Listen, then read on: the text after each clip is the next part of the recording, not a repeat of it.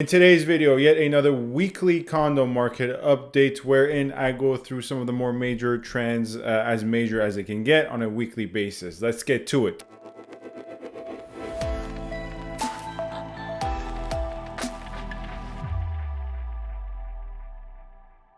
Hello everyone, this is Sam from SaberiSixRealEstate and Remax Realtron Realty Inc.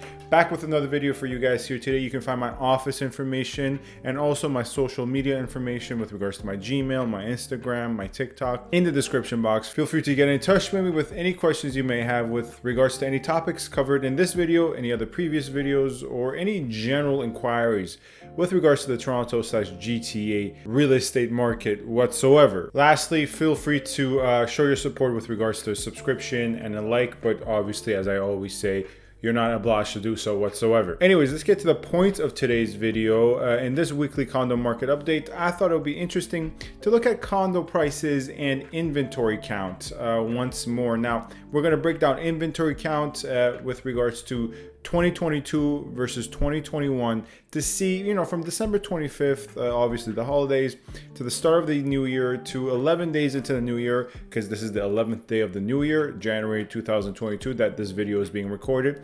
What is the daily inventory count? How many units on a daily basis are coming onto the market in 2022 versus 2021? Over that duration, I'm also interested to see the condominium prices in terms of the GTA at large, and of course, breaking it down to Toronto, downtown, York region. Let's start, for instance, with this 2022 thus far condominium inventory chart that I created, this line graph. Here I have broken it down to GTA at large, the city of Toronto, York region, and Peel region. And as we can see from this chart, we saw an increase in the number of inventory coming onto the market on the 4th of January at 100, then 102, then it's kind of sustained around 100. Things kind of picked up, and that's actually where we left off last time in my previous weekly condo market update. As is typical, things kind of dipped into the weekend.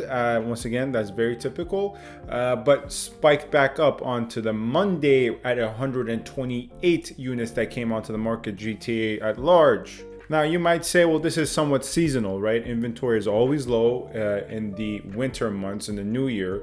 And that's somewhat true. There's no denying. However, although that is true, even for the seasonal nature of low inventory during the winter months, we are dealing with extraordinary low inventory. Let's take a look at this comparison chart between 2022 and 2021. Same time period.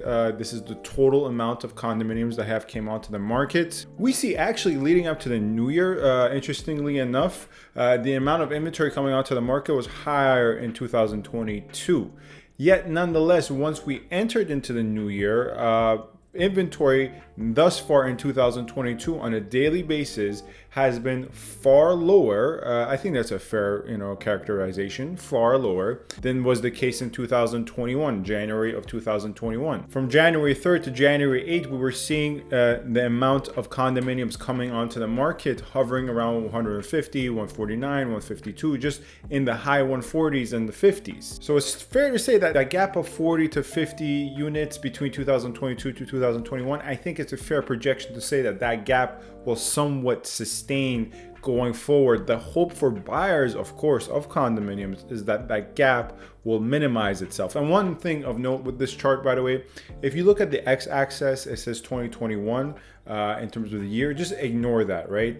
Just focus on the date and the month, because that is an accurate representation. The date and the month correspond accurately to the number of inventory that came onto the market in 2021, as indicated by the blue curve, and 2022 as indicated by the red curve. So ignore that 21 at the end. That's irrelevant. Point here is, of course, inventory seasonally low, of course, seasonally low every year in the winter months, but extraordinarily seasonally low. But demand remains quite high. A lot of buyers, whether they're projecting forward in terms of increases in rates, whether it's just general fear of missing out, or if it's just, the proper time in their lifetime to buy and they have the amount of money, whatever the reason is, demand has stayed high while inventory has diminished. Now, demand I would not say is as high as was the case maybe last March or April or towards the end of the year, but it's still higher than the supply available onto the market.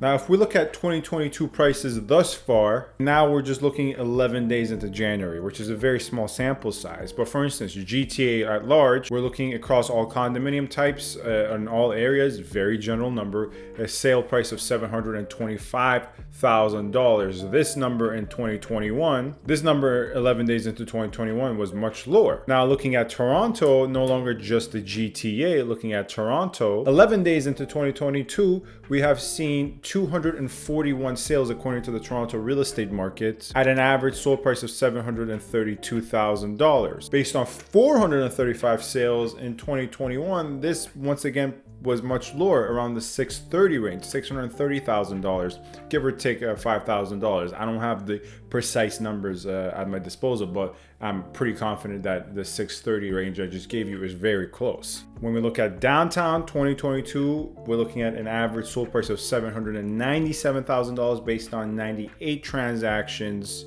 And in the York region, an average sold price of $808,000. Now here, I must once again preface that it's a small sample size and we're going based on averages. For instance, York region, 27 sales.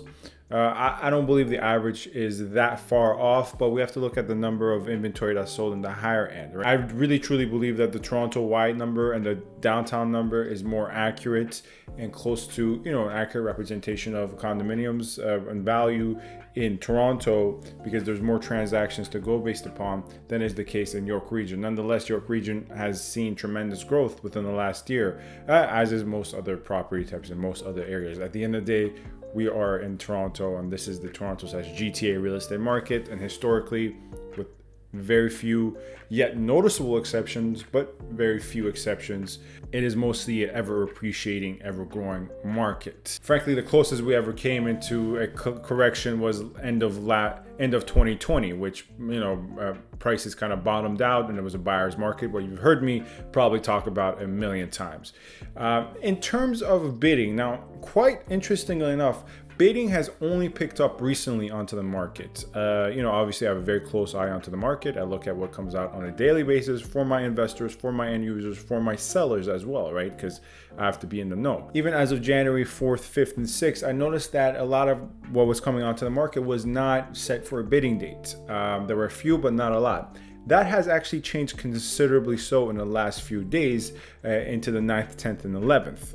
Once again, even as of the 12th, as I'm recording this video, I've noticed more listings onto the market at lower than market value asking price to induce a bidding war with a bidding date and an offer presentation time, right? That has picked up as well. Still not near the levels they were last, March, April, where pretty much like out of 10 units onto the market, there was 7 to 8 that were for bidding, and still not at levels of November, December, especially in northern parts of Toronto and North York, where out of 10 it was 5, 6. I would probably have to say, as of once again now, a small sample size, probably every 3 to 4 is for bidding, which is a pickup from earlier in January.